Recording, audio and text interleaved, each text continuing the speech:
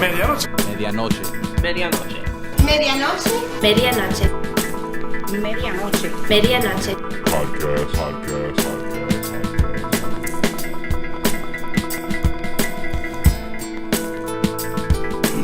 Medianoche. Podcast. Medianoche. Medianoche. Medianoche. Medianoche. Medianoche. Medianoche. Medianoche. Medianoche. Podcast. 1 2 1 2 1 2. What's poppin', y'all? What's poppin'? Welcome back. Yeah. Alright. This is gonna be a good episode. I already feel it, man. This is good. What's up, y'all? Welcome back to the Medianoche podcast. This is Art Morera. You're listening to episode 14. It's raining outside. It's been busy, man. I just chopped it up with another homie before this episode started. But I'm really happy, man, to introduce this OG from the city, bro. This is quite a pleasure to have you here, man. I got DJ EFN here. Yo. What's poppin', man? Crazy hood. Yeah. What's going on, man? You doing all right? I'm doing all right, man. I can't complain. Thank you, man. I know you stay busy, bro. You made time to come through here. You know what I'm saying? I really appreciate that, man. No, not a problem, man. If I could do it, I'm always going to try, man. Right now, my biggest obstacle in life is that I'm a new father. I have a newborn at home, so that's definitely, an obstacle in terms of scheduling is for me nowadays. Word. All the more reason for me to be thankful, man, that you're here, bro. We got Eddie here as well. Eddie Giggs. You know what I'm saying? We got Winnick here, too. The you know homie Winnick, the Prince of Little Haiti. You know, man, like EFN, bro. I can't call you that either? What do you want me to call you, bro? Listen, man, you call me whatever you want. Winnick and the Dominican. Hey, man, like you're wearing a Crazy Hood shirt, and I wanted to kind of address something to you real quick, man. Like I had Shotty here, right? A few episodes ago, and like I'm here scrolling on social media, and he just posted this right now. It says, when Crazy Hood had that shop on Bird and Rolly Roll had that wrapped van, I was just a rap fan. You know what I'm saying? Dope. It's crazy, bro. Like, when I think back, like, see, most people that aren't familiar, they just know you as the co-host of Drink Champs, right? And also your documentary series, Coming Home, yeah. But see, they don't know, at least they're not fully aware of all the work you've put in to build up Miami hip-hop. Right. You used to have that crazy Hood store on. It's Crazy Good, yeah. Crazy Me and Goods, Eddie started the store together. Yeah. Word, yeah, man. And that was going on up until when? It was from 97 to 2000. You know what's crazy, bro? Like, I wasn't even into hip hop like in 2000. I was like in middle school. That's crazy. What bro. were you into if you weren't into hip hop? I was just into like video games. And shit. So you're just saying like music wasn't a big thing for you at the moment. Yeah, it just hadn't hit me yet. Right. Like not until I got into high school that I was like, oh shit, this is crazy hip hop. But that's wild, man. It's just I had to. I'm not gonna lie, bro. Like I had reached out to you because I wanted to be a part of Drink Champs with filming with my camera and shit. Right. And you're like, yeah, holler at Rich Blanco. Which is wild, by the way, that I was even able to be participating in what is now like this. A behemoth of a podcast and TV show now, yeah. Yeah, it's crazy, bro. It's even beyond me. Me and Eddie were talking about that we definitely caught lightning in a bottle.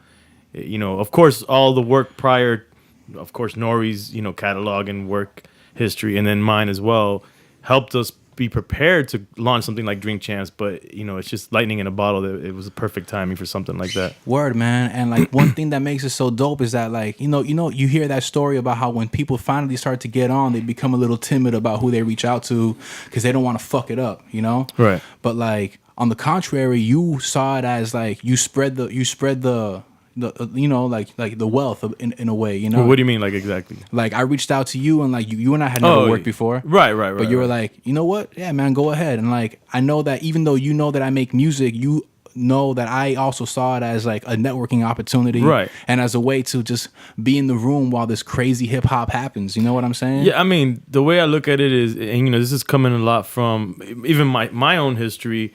I always looked for opportunities like to intern or work with folks, and to me being paid wasn't necessarily monetary. It was in connections, knowledge, and learning the business or whatever, just being around the culture. And I remember I used to shout out to Alfonso and Assailant Records. They were this record label out of, actually I think they were out of Kendall area or around the Kendall area, but they were some of the only dudes close to me that were actually putting records on wax and releasing records, which in the early to mid, the mid 90s, that's a big deal. So I needed to get around these guys and see what they were doing. And I just said, hey, whatever you guys need me to do, I just want to be around. And I felt like, when we did marketing and promotions, we had a lot of like kids come through intern, and it was a high turnaround because it's not for everybody. But my thing is that if you see value in it for yourself, and you can bring something to the table for us, let's work together. It was valuable for me when I was young, so I try to spread the wealth in that way. Word, like you saw it at one point in time. You were on the other end, and now that you're able to provide that, you were willing to pay it forward, man. That's good, bro. Yeah, and I want to just to clear, because some people look at it as like, oh, you're trying to take advantage and get free work out of people. That's not ever, because my whole thing, it's an open door policy. You could leave, come, go. You have to see the value in it for yourself. So like, for example, like Rich Blanco, like you mentioned, when we started Drink Champs, I was like, look, man, I'm very honest, upfront about things. Like, there's no money in it. We're doing this for the love of the culture. We're just gonna, we're just gonna work, and just see where it goes, And he was like, I'm with it. And then eventually he got a paycheck out of it. And but in the beginning, he saw it as a networking tool for him and just a branding tool, and he saw value in it. So I always tell people, before you start cursing the people you worked with because you were doing some kind of free internship or network, or working for someone for free, and you start saying, that person didn't pay me, own up to it. Like, if you did it for a reason and you didn't see value, that's your fault. You got to see, it's got to be mutual value to each person, each entity. Right. Not everything is, sometimes relationships is more important than money. Way more important than money, because that relationship is going to pull you out when you actually need a job that pays. That person, that relationship down the line is gonna help you, man. Word. I remember when Rich was like, all right, I'll have you on standby in case if we need you. And then when he first hollered at me to come through, and I'm like, word, shit, man, who's the guest tonight? And he's like, yeah, Snoop. And I was like, what? Oh, you were on that one?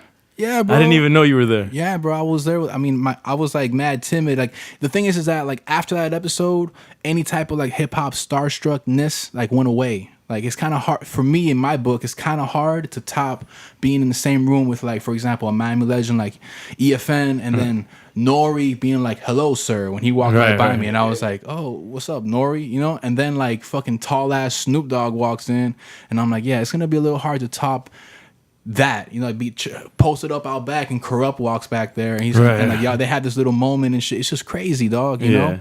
So like, that's like a hell of a first impression, And man, I just really appreciate it, man. Like when y'all had the setup in the 8 and 9 store, like I was living like 5 blocks away with my pops, and I'll get that call like, "Yo, episode tonight, such and such artist, whatever."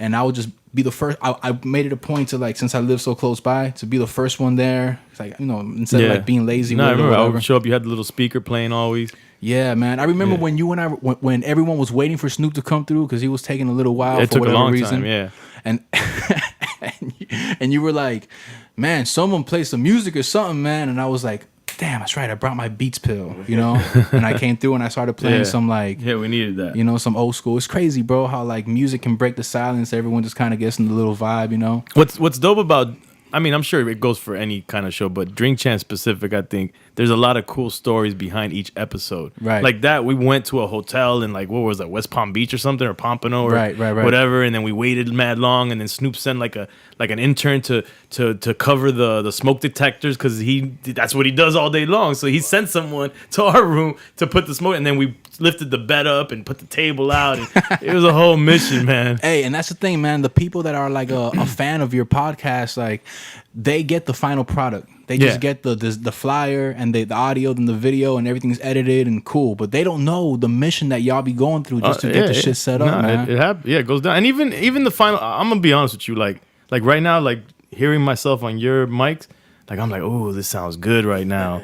Like even on Drink Champs, it sounds crazy and it sounds raw. I kind of say it's like 36 Chambers when they recorded in the basement and it sounded rough. But then sometimes that's what what you need. That's how it's gonna come out. But that's how you get that raw, like hip hop like thing. I just can't explain it. But Drink Champs is rough around the edges. It still is. You know what I'm saying? Yeah. I mean, well, mind you, man, it's a lot of setup and breakdown, because Has be coming through with that big ass luggage. And like set it up, breakdown. Like y'all be, and like that equipment goes through whether people know it or not, like all that setup and breakdown, it's a lot of wear and tear. And on it travels, and it you know? hasn't traveled well, I'll tell you. And that's expensive. That's my equipment to be exact. And Yeah. that what is the mic amp that we have, which is expensive. Is it the Avalon? I think it is the Avalon. But it's traveled a couple times, and it hasn't traveled well. I'll tell you that. Word, bro. But you know what, man? Like charging that to the game, bro, because y'all, like, it's crazy. Like, it's a little funny how the tables have turned, you know? Like, now I used to film for y'all, and now y'all inspired me to make my podcast, you know? Like, and I wanted it to focus on, like, Miami history. There's so much Miami history, late 90s, early 2000s, that like nowadays no one barely even talks about, because the game has changed so fast that like they just kind of want to stay up on with their finger on the pulse of just the culture, you know? Right. That, No, it's like, important. Yeah, so it's like, you know, it's funny, man. Like every Tuesday I'd be linking up like with my homie Rev. Like we've been working, and like one of the things that we wanted to kind of like mold our work ethic around was that y'all used to meet up every week religiously. Yeah. You know, like no matter what, through thick and thin. No matter what. You know? No matter what. We used to meet first at my pops. My parents were, divorced, and my pops moved back to Miami, and he had a crib with an extra room, and I put all my equipment there, and we used to meet at that spot. And then I felt like we needed a more professional. Well, I don't think it was. Yeah, but I don't think it was because of professionalism. It was because I was pressing up my mixtape covers at Kinko's or Flyers or whatever. So we would just meet up at Kinko's. And the homie at Kinko's said, yo, you guys are scaring my customers. Because imagine, we're meeting like on Wednesday nights, like around 11 o'clock or whatever. And it's like 10 dudes, blacks and Latinos, hip hop. The customers were like, this is shady. It looked like, a gang meeting. So the dude from Kinko's, the manager, he's like, he knew we were actually customers because I was pressing up covers there. He's like, look, man, I'm going to give you the conference room. Y'all could just use it. And then we were there for years doing that shit. And then when we got the store, our meetings went to the store. So the meetings, the thing is for me, man, personally, consistency is key to everything. Yeah, sure. You're never going to be perfect, man. And there's nothing perfect about anything we've ever done in Crazy Hood. Nothing's been perfect. Nothing's been top notch. But what it is that if you stay consistent, that's always going to go further than perfection. Yeah, for sure. And there's going to be an organization, and there's going to be a method to the madness, and that's what was important to us. And, like nowadays, I don't even expect things like, even when I make music or whatever, like, or I'm editing a video, like, I'm well aware that it's never going to be perfect. So I just don't even try that hard to try to achieve that. I just kind of capture the moment, and it is what it is, Like, man, it's funny, bro. Like, when I was working with Drink Champs with you, man, like, I wasn't like full time with y'all, because I was also just trying to do my own thing, and I would, whatever, bro, like I would go to California and I would travel across the country and just drift and shit. And like, it's cool, man. Like, when you're on the I-80, this is what I did. I had my iPhone, right? And I got like this Velcro, like a double-sided Velcro that you can tape on the back of the iPhone case. Mm-hmm. And I had my Scion XB, So in between, like behind the steering wheel, there's like that plastic part of just the dashboard. And I would like mount my iPhone to it. So that way, while I'm looking at the road in front of me, I have my iPhone and my peripherals. Mm-hmm. And I would watch... what's my favorite Drink Champs episode? You would watch them? Yeah. Not listen to them. You'd watch them. Well, I'm watching the road, but you're out of control, buddy. No, I'm saying I would watch the road, but like in the peripherals, you have like because you filmed video. it, so you wanted to watch them. Is that what it was? Because you were a part of the filming? No, it's not like I wanted to like. It's just I wanted to like listen to the episode, but while I'm driving and focusing on the road, to watch it as well. Sometimes like look down every so often. Yeah. Just a quick second, just like let's say a big right. I get it. I think that my favorite episode, man, from y'all, because y'all have, it's crazy, dog. Like I don't know how. First of all, before I even get into it, like how do you feel about like just all these crazy ass moments? If you had to be concise about like you being there as it happened, like how do you feel about this shit, man? Bro, I don't even know how to feel about it. I just know that I'm grateful to be a part of hip hop history, because one thing that I always wanted to do is just be a part of Miami hip hop history. Right. In Miami, hip hop has always been the priority for me. For us to represent Miami to the fullest, to represent ourselves as Crazy Hood, and that was a priority. But to be a part of like hip hop history, which is what Drink Champs is, it's a part of the history of hip hop now. It's amazing, and to be able to do that as a Miami representative, that's why I get offended sometimes. Like people email us and they'll be like, "Yeah, I'm in New York, so can I come by Drink Champs?" And I'm like, bitch, we in Miami. And I go through a whole litany of like, bitch, we're based in, created in, I'm from, like, I go through this whole thing about Miami is such an integral part of Drink Champs that sometimes, because N.o.r.e. is such a big entity of Drink Champs, like sometimes people they just think New York. But Miami is where it was born, it was conceived, and it was where it was created, and it's based. It's where it's filmed. Yeah, because for a while, I remember you were saying like y'all did Drink Champs for a good while before you finally went like public with it. Well, no. What it was is that we used to say the term Drink Champs all around the Crazy Hood offices, right? Because we're just big drinkers. That was our thing, and so Drink Champs was a term, and then we were doing a show back. A few years before Drink Champs, or several years before Drink Champs, me and N.o.r.e. had a show on Sirius XM, on XM, and then on Sirius XM, and it was called Militating Crazy Raw Radio, and that show sounded and looked like Drink Champs. Got you. Just with it didn't have that many guests because we were doing it in Kendall, so not too many people made it out to Kendall. Yeah, but it sounded and looked just make some noise. We introduced ourselves the same way. We drank Tiger Bone, all the same shit. Man, Tiger Bone. Oh, before I touch on that topic, I just wanted to tell you, man, like back what I was saying. So I would drive across the country a lot, bro. Like in like a year and a half, I put like 100. In like almost 2 years, I put like 110,000 miles in that car. You get me? All highway miles. That's a lot of miles, And what I did was like. So I went on YouTube and I downloaded like a low resolution version of these videos, knowing that in the middle of the highway there was no like signal at all. You get me? My favorite episode that I remember watching more than once was the one with Dame Dash. Yeah, I love that episode. That episode is just so crazy, dog, because like the thing that I really appreciate about what y'all do is like interviewers be all tacky with it. Y'all are the complete opposite. And then y'all are drinking so people loosen up and then they be dropping crazy gems, Right. And man, it's just like, wow. I remember like soaking up game, because I was just such a fan of like the independent, like rags to riches story that was Rockefeller, Like, not to cut you off, but see, for me, it's even more special for me because in a lot of these situations, N.o.r.e. has relationships with these people and he personally knows them. So me, not only as being a part of Dream, but as a fan of hip hop, I'm like, I have front row seating. Yeah, you're geeking out the whole time. Yeah, dude. Like to me, it's incredible. Like to N.o.r.e. it's nothing because he knows these guys. You know what I'm saying? So I mean, sometimes don't get me wrong. I've dealt with a lot of artists that have come on Drink Champs that I have history with. But like for example, Dame Dash, I never met Dame Dash before that, and I had preconceived notions of Dame Dash. So to have him there and be able to just chop it up and talk to him, that was huge, And sometimes you'll see me, I'll just be there because I'm just in the moment. You know what I'm saying? Like I really love the culture and I love to be a part of that moment right there.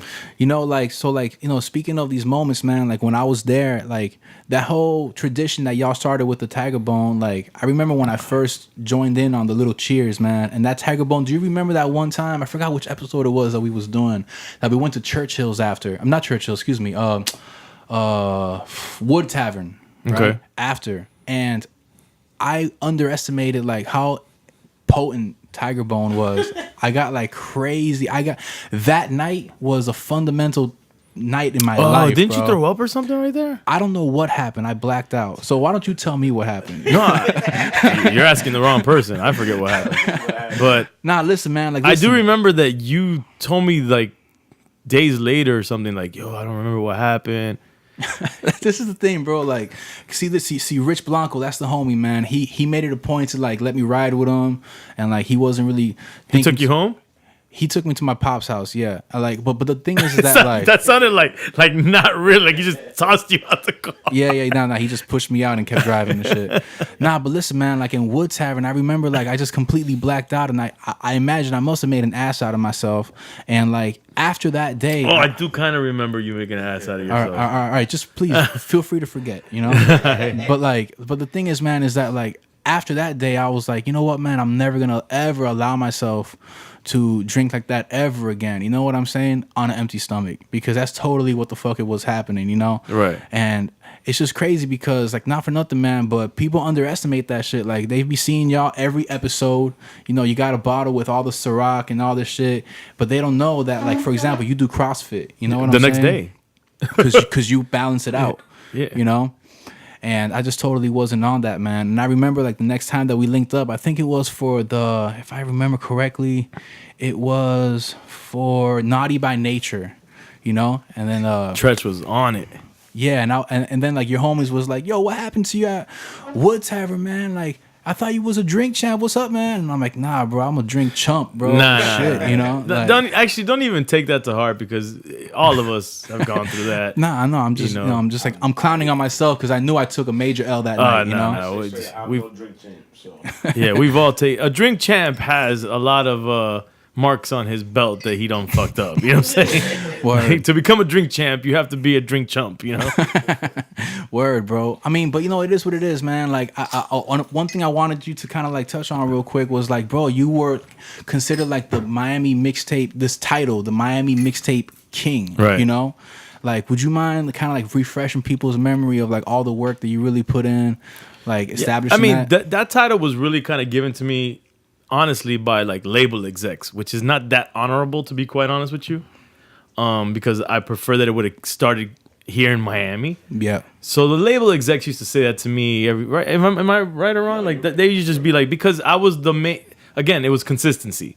I was the most consistent person that they could rely on. So they're like, man, you like the Miami mixtape king on this motherfucker. And I'm like, yeah, okay, cool. I'm gonna take it and run with it. Ain't nobody else saying that shit. Yeah. So I'll take it and run with it. But I felt like I did earn it because I was the most consistent. But like, what would you do? Like, I mean, this was, mind you, I'm asking you because kind of this was a little bit before when I got into it. So there's only so much that Wikipedia is going to explain. Right. Well, basically all it is that I was putting out mixtapes consistently, meaning at the very least every few months I had it was like an album release. Like we treated it, and I say we because Crazy Hood, everybody's involved. We're promoting this like as an album. So it's like an album release. So we would, every few months, I'd put together a mixtape. We'd make the packaging. I try to make it look as professional as at the time called for, because, you know, it got more and more professional as time went on. Like the packaging on tapes got better, and then it got to CDs, and then the packaging on CDs got better. So it was just about being consistent and then pressing up enough and getting them out there. And then I ended up getting distribution. Distribution went international, national, international. So that was just what it is. It's just the consistency of being that person that the labels, because what happens is early Miami, like, and when I say early, this is our early, because we have to understand something out of respect to the people before us. There's a scene before us. You know what I'm saying? Yeah. So when we talk about early, we got to make sure we say that the caveat that it's our early, because there's dudes that was rocking in the 80s putting it down from Miami. You know what I'm saying? Yeah. And then like 2 Live Crew and Gucci Crew and all these guys, they were doing it. They weren't calling it bass music or booty. They weren't differentiating it. They were all doing rap music that was hip hop. Yeah. You know, it just as time went on, people started like segregating it into different things. Right. You know, so the segregation, I didn't create it. It started happening. But to me, Miami bass was just as much a part of my life as quote unquote hip hop. You know what I'm saying? And I used to give sermons to Winnick here all the time about the different, you know, like what hip hop was and how it's all encompassing all of this stuff. But again, going back to my point about the consistency of mixtapes, the labels needed to be able to put out records in all the markets, all the major markets. And Miami was like a B market for them at the time. So the radio stations in Miami didn't have mix shows, like hip hop mix shows, like in New York, Atlanta, Chicago, you know, all these in LA and stuff like that. So what did they do? They came to mixtape DJs, to underground radio stations, to college radio stations. So we were their people to break records out here. Damn. So that's why the label execs were like, man, you're the mixtape king, because I was like pumping out these mixtapes. Now, I'm not saying I'm the only mixtape DJ. There's other mixtape guys, but I'm the one that's doing it consistently. I'm out there, and we're out there putting up posters, and we're going to the barbershops. Add on to that, he was very consistent, but he also was very like stern on getting freestyles. Yeah. And drops. Like I was one of the first guys doing mixtapes that was actually getting national artists. Yeah. Because there's a big difference. You could be a local guy doing mixtapes. You could rep Miami all day long with all Miami guys. It's going to stay Miami. You know what I'm saying? Or it's going to only be... But even Miami people are going to hate on it because, I know that guy. That's Juan. That's Tito. That's Tom. Like, I don't want that mixtape. They want a mixtape that's got the shit that they were getting from the out-of-town mixtapes. So I'm giving them the out-of-town music. Yeah. But then I'm sprinkling it with some local cats. And then I'm going to give you a national artist who's going to come in there like a N.o.r.e. or someone at the time, and they're going to do a freestyle for me, and they're going to co-sign me, and now because Miami, we a funny city also. You know what I'm saying? Yeah, They're like, yeah. oh shit, he got who's on there? Yeah, yeah. People associate how good you are with who you're next to.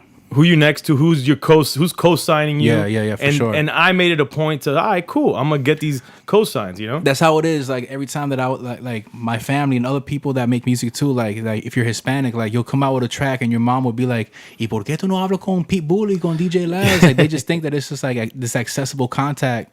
It's just the way. I don't know why they think that way. I'll but tell it you is a what it funny is. story based on what you're saying right there about Pitbull. So we have my homie Josh, right? He's like he's like my assistant. He's a big part of Crazy Hood now. But he's like the newest guy hanging around us. He's like an assistant. What would we call him? I don't know what to call Josh. The homie. Call him a homie. The homie, yeah. He's doing a lot of work. He's putting a lot. He's the senior editor of. I made him the senior editor of CrazyHood.com now, and he's been doing a lot of stuff for us for the past couple of years. And Josh, he's Cuban, but he's from the West Coast. Yeah. And he's a younger dude too. So he don't like the history of Crazy Hood. I don't think impacts him that much. He's not that impressed. It's just but he's a younger dude. So he's whatever. He's helped. We have this podcast called Family Ties. Right. Right. And in Family Ties, I got Pitt to give some words on us, and he was telling me, and just based on what you just said about the whole parents and Pitbull and this that, he said that his dad was wondering what the fuck was he doing, putting all this time into some dudes in Miami. But when he heard Pitbull talking about it, he's like, oh, okay, now I understand. Yeah, it's crazy, dog. Yeah, bro. Listen, man. Like I imagine that. Also because my parents, like people that are around my age, like we're the first generation of people in South Florida from like people that were in Cuba. Right. Like I'm the firstborn in America. You know what I'm saying? So, Yeah, same here. So right, you too? Yeah. Okay, so in their mind, they think the American dream, they kind of like put you on this platform to be able to capitalize on it. And in their minds, like all they hear is Radio Mambi and Power 96 and whatever. And Right. those people are like the ones, the gatekeepers, Yeah. Like I remember, like you mentioned, like the drops, man. I remember how it was, bro, when like the winter music conferences and whatever, like everyone would walk out and just try to get drops from people. Yo, Graf, can you shout me out right quick? And all right, what's your name? What's your mixtape? All right, for sure. And that became a thing. You know what I'm saying? Right. So well, imagine we were doing that in '94. that's wild. Like I can't even tell you that. I'm trying to think. Like nobody taught us to do that.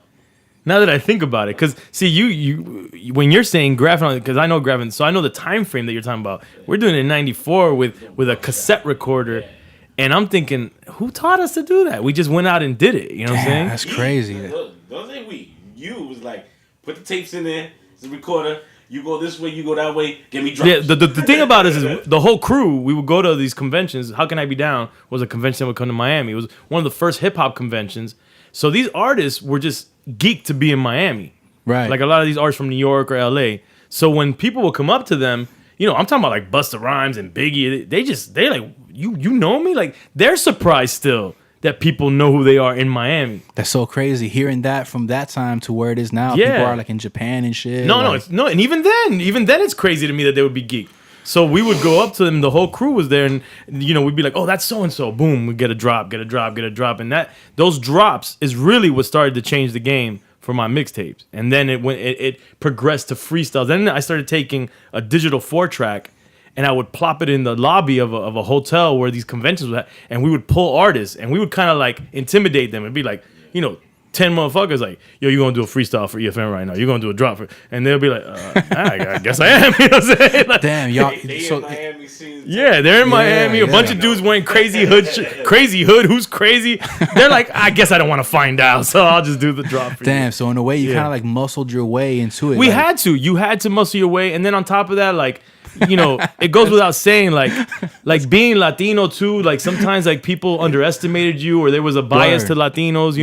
Yeah. People used to be like, I had a lawyer, and he would be like, "Yo, why don't you guys just do that Latin like bass salsa stuff? What the fuck are you talking about, bro?" Yo, I You hate know what I'm that saying? shit, Like, man. I hate that shit. I mean, not that I hate it, but like even to this day, bro, like my grandfather would look at me and be like, ¿Y cuándo tú vas a hacer una canción en español para mí? Yeah. And I'll be like, oh, it's not, you just don't understand. Hip Well, hop is different. I you ended know? up doing I worked on a project for Willie Chirino, and I did that purely for my mom to feel like I made it. Wow. You know what I'm saying? Like, I executive produced a Willie Chirino video, And when I told her that, she's like, and mind you, I had worked with Pitt, with Ross. We'd done mixtapes. I got awards. I was in magazines. When I did the Willie Chino video, you made it. Wow, that's Like, crazy, God. bro. So it's in a way you kind of did that just to charge it to like the game, Yeah, regarding dude. to how your mom saw you, to validate what you're doing. And even like Pitt, like Pitt came around us. He grew up around us. We worked with him from early on when nobody cared about him, and later in life, he's this juggernaut of a celebrity that he is, and my mom, my cousins, my family in LA, they're all like Pitbull, Pitbull, Pitbull. Like if I don't know him or we didn't deal with him, and I'm like, yeah, I mean, but it's kind of corny to be like, guy, we worked with the guy, you know what I'm saying? But it's like, it's just funny, and like my little nephew, he's like, my favorite artist is DJ Khaled. I'm like, we know Khaled. You don't know DJ Khaled. I'm like, oh, motherfucker. EFN, let me ask you something, man. Like, what do you think about like the hip hop scene in Miami, like currently? Like, what are your thoughts on it? I mean, are you paying attention at all? I do pay attention, but I don't know that I can speak on it because I don't know if I'm paying that much attention to it. Okay, I got you. I do feel that. It's like very free, bro. No. I think that there's something to be said about when you age and you're in a different age bracket and you start to have family and you start to have certain responsibilities with aging and stuff, that you can't speak for a certain youth culture. Got you. So I could speak on Miami on a certain level, like as a bigger like scene, but there's obviously a youth culture there that's a part of the hip hop scene that I can't speak on, that I don't know what's going on. Some dude might hear, I might talk on it and diss it, and he'd be like, but what you talking about? We got this and we doing this and we doing that. Well, I wouldn't know because I'm not there, because I'm not your age. Yeah, like you've transcended from that. Right. Like, I mean, I'm aging. I'm growing older, and that's one of the things that I try to like give pride in, because I want the youth to understand we all age, motherfuckers. You cannot escape age. Yeah. So if we love the culture and we love art, and we don't want to like dissect it and make it like an age thing where you have to like bow out at an age, then we should respect our elders and keep understanding we keep creating. And that's why partially I kept the white beard. It didn't mean to be white. I meant it to be salt and pepper. But that bitch turned white like fucking within a week. I don't know what happened. I was like, man, I fucks with the salt and pepper. I'm going to show these youngins that you can, look your age and still do some cool ass shit. Still get drunk and talk that shit. Yeah. But it should turn Santa Claus white. I don't know what the fuck happened, but I ain't gonna lie, probably some of them white hairs is due to me. yeah, this guy stressed the shit out of me. And then he had a full fucking this motherfucker. He sleep good at night. Eddie over here with a all black beard, like. But I know I'm going all over the place because that's the way my mind works. But the point is that like youth culture is youth culture. But one of the things that I want to represent, and I want Crazy Hood to represent, is that you can age gracefully and still have fun. Yeah. You know what I'm saying? And you don't have to go and do dumb shit and have fun. You can have fun. Sometimes dumb shit happens when you have fun, but you don't have to go out of your way to do dumb shit. But it's that hip hop is still a young, it's only like what, like 30, 40 years old. It's like, a young genre. It's a young genre Yeah, for sure, for sure. man. So like the day that I was talking about it with a previous guest, like the day that, like, let's say Snoop Dogg drops an album at 60 years old just because he loves it so much, who's gonna say what then? You know what I'm saying? Or MF Doom or well, some the shit. thing is, the like, youngins are already they've been talking shit. They've been talking shit. So but it don't matter. It doesn't matter. Yeah. It doesn't really matter. At the end of the day, what we all have to understand as artists is that you find your audience and you keep it moving. But what hip hop has to understand is we need to stop hating on each other. Hating on each other in terms of the way we do our music, the age that you're doing your music or whatever. Because you know what? Motherfuckers didn't hate on I knew kids in high school that were in love with the Beatles. Bitch, Beatles has been dead. And they thought the Beatles just came out. People love Bob Marley. They love the Rolling Stones. It doesn't happen in other genres of music. Right. Only in hip hop are we devouring ourselves. Yeah. Which is stupid, man. I hear you, because I mean I would imagine that's because they feel like it's so scarce, like these little opportunities, but really, like how you said, you find your audience and you keep it moving. It's better. I think it's its best now in terms of finding audience because of the internet digital age. Now there's a lot of downside to that, but it is its best in finding your audience. Hold on. Would you mind elaborating? What are the downsides? And I'm asking for a friend. You know? Right. What do you mean by the downside to finding your audience? Well, I feel personally that there's something to be said about the hardships of finding studios, finding a producer, people who know how to work these intricate equipments. It's expensive, so not everybody has the money. Yeah. So you have to find a way to get into the studio. Yeah. Going through this whole process. Then you make a record. Then you got to get it mixed down. Then you got to press up the record. Then you got to release the record. That's a process. And to me, that filters out the fakes. The people who really don't have the heart for the culture, for the industry, for whatever. Yeah, yeah. It filters people out. But what happened in the digital age is that you can make a fucking song on your iPhone right now. Right. You could produce that bitch, because some of these beats sound like a 3-year-old produced it. And you could record yourself and you could release it. Yeah, yeah. All they need is just auto-tune and reverb and Right. you're straight. You So know? what happens is now you have hundreds of thousands of people out there, millions of people recording themselves like they're art. Everybody, the thing is, and social media is a part of this too. Everybody thinks they're an artist. Yeah. And that's the problem now. Imagine if everybody thought they were a doctor. We'd be fucked. Yeah, for sure. Just think of it that way. Because I look at music as my career. Yeah. Just like a doctor, that's his career. So imagine if everybody's like, bitch, I'm a doctor. I'm going to go work on you right now. Come over here. I'm gonna fucking do some doctor shit on you because that's the way I feel. That's what happened in music. People woke up. They're like, I'm a celebrity. I could sing. I could rap. And I could do it because I could record myself, and that's it. End of story. It's almost like as if they think that the American dream is being famous off of social media, but really, man, it's just like being able to wake up and do whatever the fuck you feel like you want to do so you can feed your family, man. But people see social media and that's so impressionable on them, all these followers and likes and validation and shit. So like people will do viral dumb shit just to get popular online, and then they book some studio time. The engineer puts autotune and reverb on their shit, and now they're taking pictures with the money by their ear, and it is what it is, Right. Saying that, but that's just how it is, and that's how they get it. Like that's the thing to do.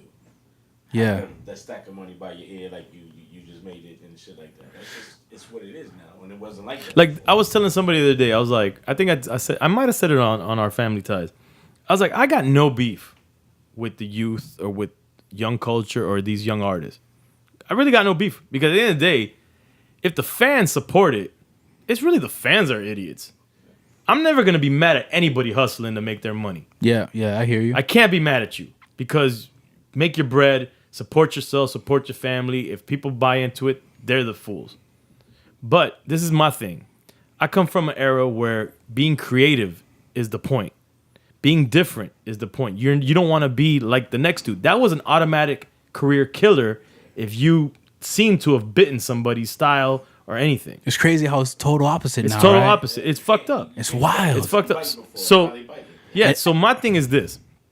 You want to wear girls' clothing? Whatever, bro. It's not my thing. That's your thing. But this is my issue.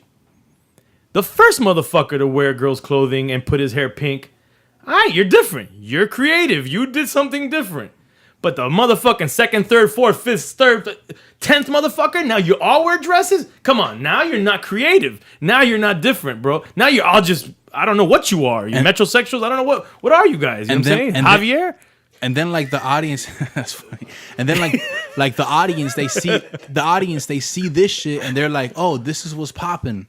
So it starts to kind of like, I want to say like manipulate them into thinking that this is what they got to do to live the quality of life that these people are living, and it's just this whole like ass backwards way of trying to get it. And then what it is they're chasing these likes and views, and they're not even getting really money off of it. It's not monetary, so it's all fucked up. And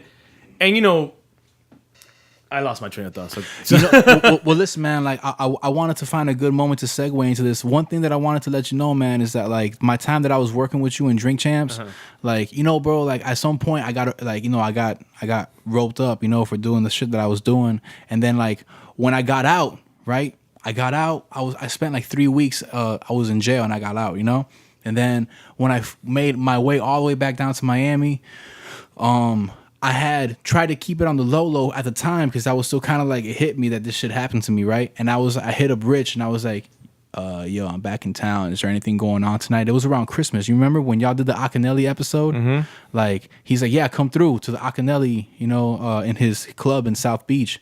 And I remember I was there wearing a Santa hat, and a guayabera. And like, it was so crazy how like I was trying to keep it on the low, but I had just I'm on bail, fresh out of jail, California dreaming, like literally, you know what I'm saying? And I was like, damn, dog, like what a morale raiser to be amongst hip hop and all these fine ass strippers shaking their ass. And I was like, word, this is actually a good recalibration of like to go from a bad one to a really good one. You know what I'm saying? Like, man, I just really want to thank you, man. Like, for allowing me to kind of just come through and just kick it. And, you know, like, I have my camera. Like, you know, I got this camera so I can film my own music videos and shit. But that's when I was like, yo, I got the quality necessary to contribute to your production value. Let me come through, you know? And like, yeah, man, I just really appreciate that, man. Like, that was a good moment. You know, I have it written in this song that I have unreleased, man. Like, my style of raps is like autobiographical and shit, man. Like, I remember when I was first working with y'all, like with Drink Champs, and like the people that kind of like rock with me, they were like, yo, see what's poppin', man. Holler at this guy and that guy. But like, they don't really know that, like, not that they don't know. I don't want to be dismissive of like what they do and do not know. But like, I just kind of wanted to soak in I just wanted to be in the moment. You know what I'm saying? Like a little fly on the wall kind of, you know? And even to this day, man, I hold that shit to a high regard, man. Like, I think that for all the people that are in the loop of what you got going on with Drink Champs and with Coming Home, like they need to also understand that like you didn't just wake up one day and were there. You did all this groundwork. You were like, in a way, like all these mixtapes that like, for example, all the homies like, we're doing all these DJs that will get all the local MCs. They'll do the local version of what you were doing, you know? Like getting all these drops from all these people, man. Like you started that. You know what I'm saying? And in a way, like you see all these like local cats, like they're just kind of like, yo, I want to make it. And what's impressionable to them is what the big dogs are doing it. Like I remember when I chopped it up with you and I was like, yeah, man, like, what do you think I should? I saw what Mayday was doing, you know, Mayday with the red shirts, with the logo. You're talking about pre-Drink Champs when I first used to talk to you when you were doing your joints, And I was like, yo, EFN, what's up? How do you know what I'm saying? How did you do that? And then, okay, word, all this groundwork that you did with all these labels, all these relationships that you built, you were able to kind of like connect some dots. You leverage it all. Yeah, it's all really, it's like I said, it's not about money, man. It's definitely not about money. I could have been broke as fuck in the crib, but rich as fuck in terms of like what my future holds. I mean, I was optimistic. You know, I can't speak for everybody around me, but I was always optimistic to say, I know what I'm doing. I know the direction I'm going in. I know what I've been doing. And I know how I've been doing it. That's another thing is how you do shit. Yeah. How you carry yourself, the morals that you know, you got to have some kind of morality. Now, I'm not telling you mine is better than anybody else's, but you got to have some structure to how you do things, what you will do and what you will not do. Yeah. Because people need to know who you are. And that's how they deal with you. They deal with you based on having an understanding of who that person is.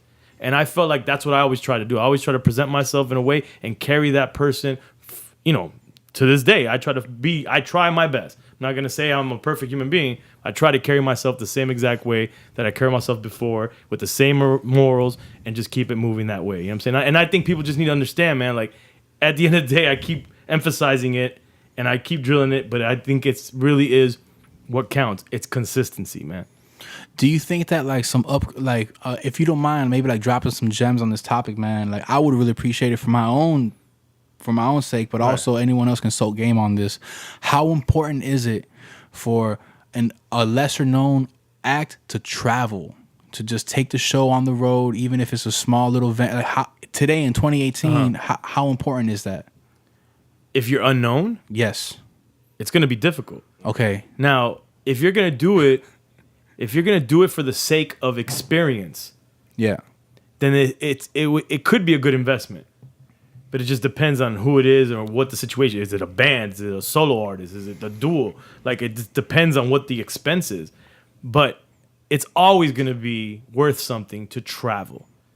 That's what, like, I mean, from when I was young with Crazy Hood, like, I would drive up the East Coast to get records. Hop in my car with almost no money, just enough money for gas, no food, and drive to Atlanta to buy records, and then hop and keep going. You mean like at a record store? Yeah, this is when vinyl was still prevalent. Damn, that's crazy. But the problem was... You're like crate digging on a national level. That's wild, yeah, bro. but what it was is that the records, the mixtapes were getting here from New York. Yeah. And have all this new music right? And my thing, it wasn't just about New York, because Atlanta was important to me too. Like I wanted all the new Outcasts and Goody Mob and all that stuff. So that's what I was bringing to table. I wasn't about just New York. I represented hip hop on a national scale. If it was good to me, that's what I wanted to put on the mixtapes. Yeah. So I'm here going to you know, the records are taking a while to get to Miami, but then the mixtapes are getting here from New York or from wherever, and I can't compete. So what do I got to do? I got to go up to the records. So I'll go to the record stores, that's crazy. drive up. And those experiences and doing that, and it's just a part of your journey. It all it's all a piece that helps you in the future. You know what I'm saying? You know what that sounds like? You're like solution oriented. You're like, okay, well, I want this, so it's what do I got to do to get it? And that you don't even think twice about it. You just get up and go. Well, and that might sound like a difficult way to approach a problem, but at that time, it was the easiest and smartest solution. Yeah. Like I have a car. Might be a piece of shit, but I have a car. I have enough gas money, you know. Me and my boy, hey, you down? You down the road with me? You got gas? I got gas. Let's roll. Yeah. And I could buy some records. So that was a solution. There was no other solution because, I mean, I guess I could have mail ordered some stuff. But no. The experience was. But it was the more- experience. Like I said, it's like if the artist, you know, no. And I did mail order a lot of shit. Yeah. You know, yeah. but I don't know. It was about the experience. I mean, I've always been an experienced person. Like, Yeah. I've always done things, and I wanted to have that experience because at the end of the day, man, that brings so much to your life. Like you get so much education from real life experiences. Word. You know what I'm saying? You throw yourselves. I remember we went to Jamaica for a convention, and they didn't have a panelist for a panel, and my boy Phil the Mayor, who's now live on Sundays, one of the biggest promoters in the game, he has a big clothing line, DM and all that, and he was like, "Yo, we need someone to fill in this panel. You want to fill it in?" I'm this fucking kid from Miami who all I have is Crazy Hood, and I do shit at Kinko's. I'm like, fuck it. Damn, that's you know, wild, bro. and now I'm next to Def Jam exec, Universal exec, and people are asking questions, and these guys are like, yes, you know, we put 2.5 million behind this, and we did this poster, and we did this campaign, and then they're like me, I'm like, yeah, fucking Kinko's, bro, you go press that shit, man, you go out there, you go in the barbershop, you put the mixtape, bro, and everybody, and then you know what, I don't know if you've been to a lot of panels, but at the end of a panel, people gravitate, like when the panel's over, they go to the people that they were really like into whatever they were saying. Yeah. They gravitate and they, ask them more questions on the side. Like, mad people came to me. Yeah, Because they identify with what I was. Right. The guys in the audience what the fuck could they identify with these multi-million-dollar executive, budgets? I'm the guy that they could identify with. Yeah, because they could work with what you within your means, Right. your means. Right. You were more resourceful on a more like economical level at the time. Right. And they were like, "Yo, I can do that." Like, what do you? Yeah, I would imagine that. Hell yeah, bro. That's fucking But crazy. again, in terms of experience, I could have been like, I definitely don't belong on that panel. I don't even know why I did the panel. I must have been. I had to have been scared. Hey, nah. I don't know, bro. I would imagine, man, that it's kind of intimidating at first. You're like trying to match these people's credibility, and you're like, yeah, we got this Kinko's where we posted at, but you know what, man, that also works. Yeah. So yeah, they have to credit Let it. me say something though that deserves credit. And I'm not saying this just because one of my friends are here, but the reality is, man, having real friends and real support goes the distance. Yeah. And that's why Crazy Hood is here today. And that's why there's a Drink Champs, and that's why there's a Coming Home, and that's why... Now, I'm not going to take anything away from my drive and my personal drive and what personal ideas and creative, but I can tell you right now, just even the being at the panel in Jamaica, had Eddie Giggs, Weird Thoughts not been there, I probably wouldn't have done it. Just having the support. It's like when you have siblings. Like, I'm an only child. So I could only imagine if you had siblings, you feel a little bit more confident in life because you know there's someone of your blood that's out there that if you fall down, they're most likely going to pick you up. Yeah, for sure. And that's what has been with the brotherhood of Crazy Hood. Like, that's what has allowed me, at least personally, to do certain things because I know I have my fam support. You know what I'm saying? And that's helped a lot, Yeah, man, being squatted up totally like contributes to your like confidence, man. I remember how different it would be like when I would show up to a show that I have performing and I'll come through with some homies, like I'm just much more amped to do it, whereas like everyone was busy that night and I'll just show up like dolo. It's totally different. It is. You Because know? even if you fall on your ass, There's someone there to laugh about it with. That's Yeah. gonna make light of it. It's not. You're not gonna fall completely on the concrete. There's someone there to give you, even if they give you a hard time about it, it's still better than just falling flat. You know? Yeah, for sure. At least you got something like it's better than like no one saying nothing because no one's there Right. to say anything. Right. You know? Yeah, but you be squatted up with the right people that actually care about you. Yeah. And really genuinely want you to win. Because Word. there's a lot of people you can squat up with and they don't give a fuck about you. They just want to get their little shine on it or find their way in. Like this crazy hood was we was brothers from when we started. Like it just the connection just happened. I mean, we're celebrating 25 years Yeah. this year. Damn, that's crazy, dog. There's- 25 years from high school to today. That's wild. 25 years. That's Yeah. like I'm only 31, so you're talking about literally like damn. Yeah, That's just bro. wild, man. And I mean, Winnick's been around it the whole time. I've known him since he was just a little jit. Damn, that's crazy, bro. I remember that one episode. That one episode that I was there. I had to leave before she came through with Amber Rose. Oh, that was a great episode. Actually. Eddie, you came through with those wings, bro. He came through with his ass eater apron on. Dog. Listen, man. He had his fork and knife. He was like, ah. Yo, was waiting for Amber Rose. hey, listen, man. Nah, Like, he didn't actually. He wasn't there. I was mad that he didn't make it. Nah. I remember that just episode, put that like from- when, no more, right? when y'all were having that big ass debate about like new school hip hop versus old school hip hop. I remember that, you know. Okay, yeah. Nah, you came through with the wings, remember? But it wasn't Amber Rose though. It wasn't. Believe me. Hold on, damn. Okay, nah. I don't mean to misspeak, but I kind of brought it up because Nah, he didn't like, make it Amber Rose. I was upset that he didn't make it. Okay, word. But I remember when you came through with those wings because you had that restaurant. You know, Did what you I'm really saying? like those wings? Yeah, I was like, yo, you know what, man? Like, restaurant. Yeah, Heckler, Antonino's. And we brought that there. But that was a family. One of the family episodes. because yeah. that's one thing EFN, bro. Like, dog, you have this like support system that goes way the fuck back, and like people can't lose sight of how really important it is to have your dogs ride with you. You know, whether it's like a record store out of town or out of state, or like just to come through on the regular weekly meetings that you have, man. Like that goes a long way, bro. Like some people have like fucked up all their relationships Right. because they just didn't have they didn't know how to just. Well, the thing is, having a family, any kind of family, is not easy. You know what I'm saying? We have our ups and downs as brothers. But what people have to understand, you have to work at keeping your family together. Yeah. Some artists might be out there thinking, my boys better be behind me. I'm gonna be the shit. Like, that's not the way to do it. Yeah. You know, you gotta include your crew. You got it's just communication. It's keeping people together. It's the like keeping the moral, up, the morale Yeah, up. the morale, yeah. So it's like it's all of that, man, and it's work. It's not easy to keep the crew together, but I'll tell you right now, keeping the crew together is what's made a difference. And we've outlasted so many. There's so many crews that when we started were the shit in Miami or even in the local area of South Miami and Kendall. That everybody's like, oh yeah, this is the next ones, and we were just everybody's looking at us like, you guys ain't shit, and we've outlasted all these guys. Yeah. Because it's just a different mind frame, I feel, that we took on. Word. It's like through thick and thin, y'all just stayed it through. Yeah, bro. It's like this one story. I forgot. Like, I don't want to like misspeak on the story, but it was like these two teams were like racing to the finish line. Like, but it was like on some country shit, like from Right. one to the other. One team, like they just burnt out every day. The other team just traveled like 20 miles a day faithfully, you know? And the one that traveled 20 miles a day, everyone was damn near happy the entire time. And they made it way before the other team. And the ones that burnt out every single day, like people died and shit before they went there. So it's like you rationed out like your output and everyone collectively. And that's why you've been able to last fucking 25 years, man. Thankfully, man. And I mean, and it could end tomorrow. Like I'm not one of those people that tells you that it's, we're so big or we're this or we're that.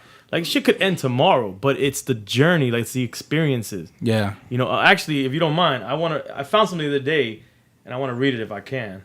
It's on the Alliance album. Did you see me post that, Eddie? Yes. Damn, I got bread. Yeah. Let me find out. I got Hey. this. So we put out our first official group that we put out on our label was the Alliance. Okay. And it officially came out in 2002, the CD, but we had been working on it since 1995 or 6. Wow. The album. Yeah. So it took a long time to make the album because that's how long it took at that time. Word. And I was posting some old stuff, and I came across, if I could fucking find this shit, in the insert, of the CD, Yeah. I had put a little caption, And I think it's dope. Maybe it's corny or whatever, but I'll read it anyways. It doesn't matter. Yeah, what did it say? So I put so this is what I wrote in the CD, and I just think to read it back today, so many years, 25th anniversary is pretty dope. So it says, in the process of making this album, we went from boys to men. We have gained friendships and lost them. Children have been born, while others have passed on or become incarcerated. We have gained fans and acquired enemies. But in the end, we have finally finished the one thing that Crazy Hood Productions ever really wanted to do. No matter what happens from this point on, no one will ever be able to take this album away from us. Because that's all we ever wanted to do is put out this one album. Yeah, it's wild, bro, for sure. You know what I'm saying? It's a hell of a journey, bro. Like, you add context to just like everything that could happen during the making of something you believe in. Yeah, that's wild, man, for sure. So to feel like that then, and to everything we've done since then is crazy to me. It's all icing on the cake. Like, it could end tomorrow. Is there anything that you feel like you maybe, if you had a time machine, you would have done different? It's easy to always say yes to that, but you can't change anything, bro. Like, I just think it's unfair to the journey. Yeah, like, in a way, I kind of feel like if I were to be presented with like a version of myself in an alternate universe, I would be like kind of like insulting like God for like not for like being dissatisfied with just the experience that I have in this realm, Like, I got to be appreciative for like where I'm at, For sure. Like, I can't change anything, because had you asked me before the thing is there's milestones in our careers that keep us going. Yeah. Like, there has to be a time in every creative person's path that they need to know when to quit. And that's what a lot of people don't know. Sometimes you need to know when to quit. Yeah. When it's your time, like, hey, it's not going to happen. It's kind of like working out. You just got to know when that's it, bro. When it's done. So it's a blessing and a curse to have just enough to keep you going. You know what I'm saying? Because then people will be like, bro, you're not quite getting there. But I'm like, bro, but I got this and this happened. So it's like like a fix, like a crack fix. Like, I just got enough to get me to the next one. Yeah. And we've had that plenty. And I just lost my train of thought again. Nah, it's straight, man. But you understand what I'm saying, Yeah, right? for sure, man. I mean, really, like, I feel like the reason why, now that you're telling me all these things, the reason why you've been able to last so long in this game is not because you didn't know when to quit, but because you had so much drive that quitting just wasn't an option.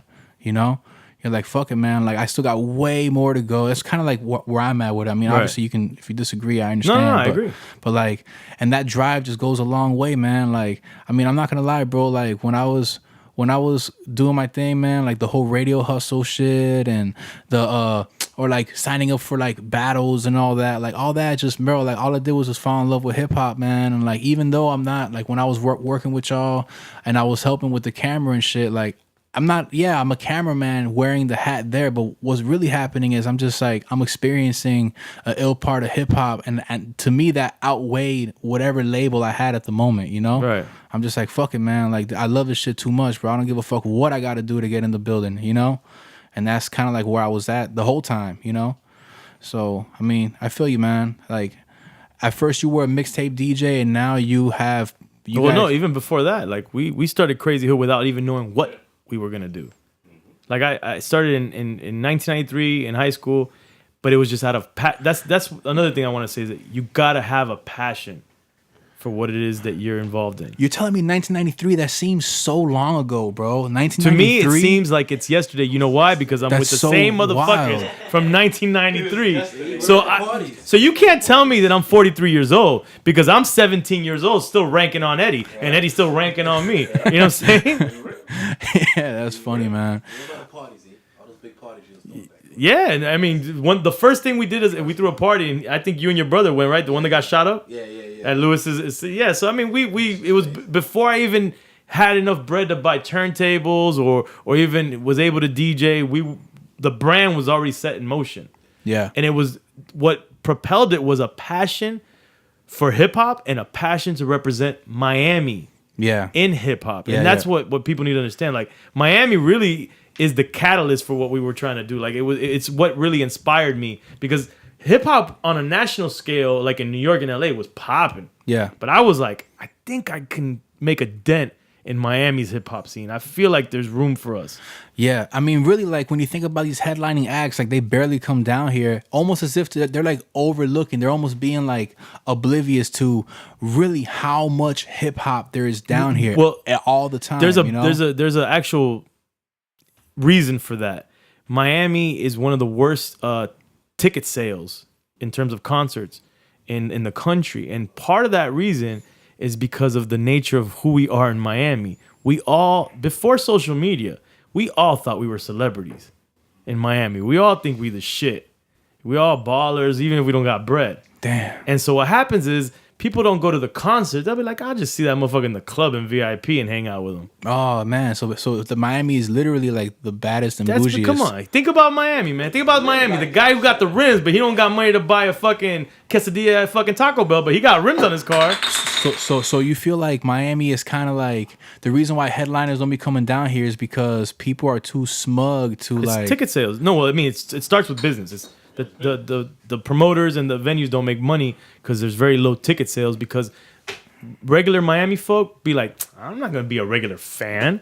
Damn, that's wild. I'll go to the club in the after party and hang out in the VIP or even outside of VIP because the motherfucker's right there. I was kind of under the impression that the reason why people don't be coming to mad shows is because there's so many shows. They're like, I can go to your show, but there's all these other things going on too. No. Oh, that's crazy. I personally think, I mean, I could tell you just. Now it could be different. I mean, it could be different now, but it's still the statistics business wise are still the same. If you notice, big concerts come to like they end at Fort Lauderdale. Yeah, and Revolution. Yeah, for sure. You know, damn, that's wild, man. I mean, well, like, you know, I hope that like one of the reasons why I started this podcast, bro, is to kind of like shed a little light on just all the groundwork, all the homies in the city that really played their part on like to make this Miami hip hop, this meaningful community to be a part of. You know what I'm saying? And like you coming through and just being able to just drop all these gems on me, man. I really, really appreciate that, man. My pleasure, man. You know, we've been talking for more than an hour, bro. Okay. You know, would you mind letting the people know what you got going on at the moment? Man, it's easy. It's Drink Champs, drinkchamps.com. Coming Home. We got the new Coming Home Colombia on the verge of coming out. But you could check out all the coming homes, Cuba, Haiti, Peru, Vietnam, at crazyhood.com. Word. What else we got going on? We got Crazy Hood gear. You could check out the merch at crazyhood.com. And just everything Crazy Hood, man. We got, Paul, a.k.a. Drink Champ Sports, got his podcast, Dream Big. Check that out, man. What you got, Winnie? What you got going on over there? He got Eclipse Oil. You got a site for that shit? Eclipse Yeah, I got a website, Eclipse Body Oils. Eclipse Body Oils. Put it all over your body. Building drones, You feel out of body experiences with that shit. but it's not just body oils. What else you got? You got We got loofahs? technology too. I'm heavy into technology. So. What? Eclipse Body Oils does technology? But we do have Let me find out. You got We build drones, man. you build We build drones. Myself, my cousins. I mean, I'm not. Eclipse Body Oils has drones. No. What does the drone do? Spray body oil? This is man, Eclipse technology. Y'all bugging. Eclipse technology. Word. And then you got Eddie the ass eater. He's in technology. Hey, yo, You got Eddie the hey, yo, asseater.com. You should come out with some bibs, bro. You know what I'm saying? Yo, like with a poop the poop emoji on the bib. Yeah, you should come out with a bib, bro. You know what I'm Bibs? saying? Because I mean ass. Because he eats ass. Ass, you know, you can't fuck up a shirt. Yeah, man. And you get that shitty I stain. like your style. Yeah. You should come out with that. That'll be tight, bro. You should make a shirt that has the bib. The bit. There you go. Yeah, word. You know what I'm saying? Ass on deck. You see, that's why I came here to get that idea. All right, there you go, bro. It is what Yo, it you're is. so big. The camera's just pointing at you the whole time. All right, word, man. Let's wrap this up, man. So you got Drink Champs, you got Coming Home. You know what I'm saying? Crazy Hood, You got 25 AC years in deep. here now, right? Nah, I turned the AC off because of the microphone. Oh, and shit. okay. It's hot in the motherfucker. And besides, like, I got one of those little like cheap ass like Those wall, shits work wall good, units, you know? especially in this size room. If y'all haven't heard, listen, man, like let me just do a little shameless plug on my shit too, man. Like if y'all haven't heard my project Transit City, man, it's on all Transit Cities on all streaming platforms, man. Check me out on Art Morera at on all social media as well. This is episode 14. It was a pleasure to have EFN, Eddie the Ass Eater, Winnick over here. My dog Morty's passed out. All right, y'all. We out of here, man. Peace. Check them out. Medianoche. Medianoche. Medianoche. Medianoche. Medianoche. Medianoche. Podcast.